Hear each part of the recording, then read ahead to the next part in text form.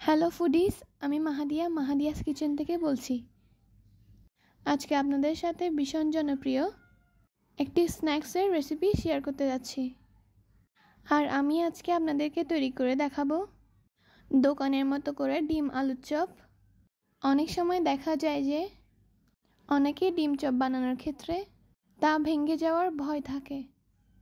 So আজকের এই ভিডিওর মধ্যে আমি আপনাদের সাথে কিছু টিপস অ্যান্ড ট্রিক শেয়ার করব। এতে করে আপনাদের বানানো চপটি ভেঙে যাওয়ার কোনো সম্ভাবনাই থাকবে না। আর এই টেস্টটি একদম দোকানের মতো টেস্টি হবে। সো আর কথা না বেরিয়ে আজকের রেসিপিটি শুরু করি। এই ডিম চপটি বানানোর জন্য সর্বপ্রথম লাগবে আমাদের আলু। আর আলুগুলোকে আমি অলরেডি সিদ্ধ করে নিয়েছি।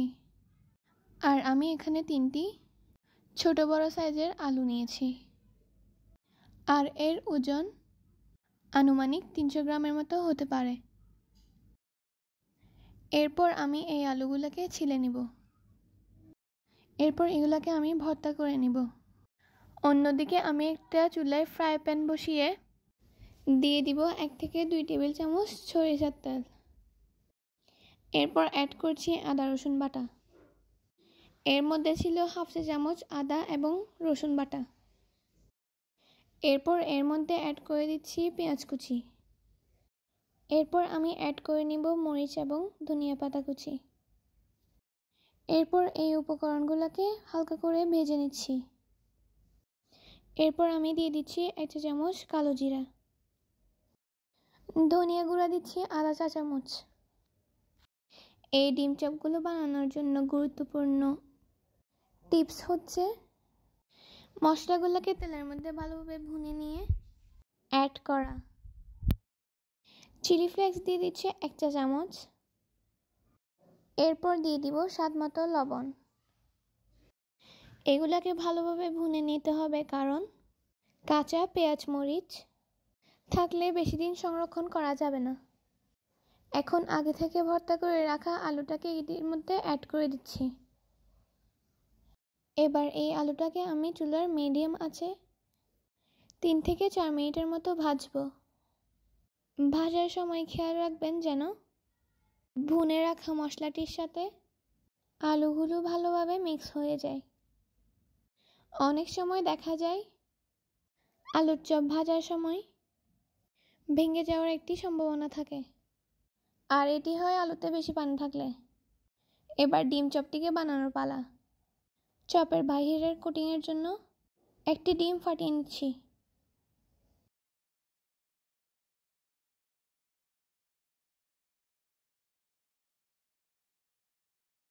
সাথে আমি নিয়ে নিচ্ছি ব্রেড ক্রাম্ব। আপনারা চাইলে টোস্ট বিস্কিটও ব্যবহার করতে পারেন। সবার প্রথমে আমি একটু হাতের মধ্যে তেল মেখে নিচ্ছি। এর ফলে আলুটি আঠালো হয়ে হাতে লেগে যাবে না। এবার কিছু পরিমাণ আলু নিয়ে এটিকে চ্যাপ্টা করে নিচ্ছি।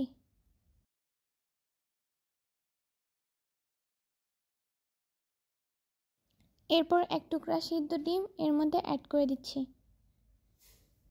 আর এই ডিমগুলোকে আমি আগে থেকে বয়েল করে নিছি। আর একটি ডিমকে আমি 4 ভাগ করে কেটেছি। ডিমটিকে ঢেকে দেওয়ার সময় খেয়াল রাখতে হবে যেন আলুর গায়ে কোনো ফাটা না থাকে। তারপর চপটিকে আমি ময়দার মধ্যে গড়াই নিব। এরপর ডিম চপটিকে আমি ফাটানো ডিমের মধ্যে কোটিং করে নেব।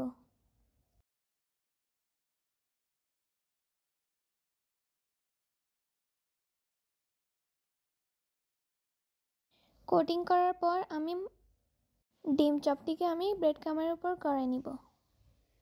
এতে করে চপটির বাইন্ডিং ভালো হবে আর ভেঙে যাওয়ার সম্ভাবনাও কমে যাবে।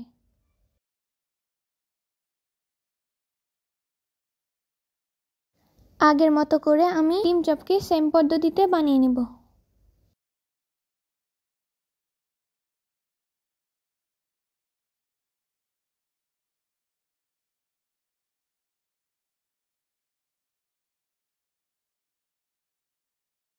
এবার তেলটিকে খুব ভালো করে গরম করে নিতে হবে।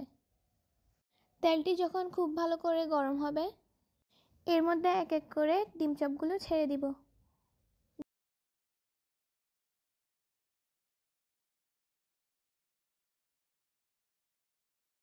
এরপর এগুলোকে ব্রাউন করে ফ্রাই করে নিব।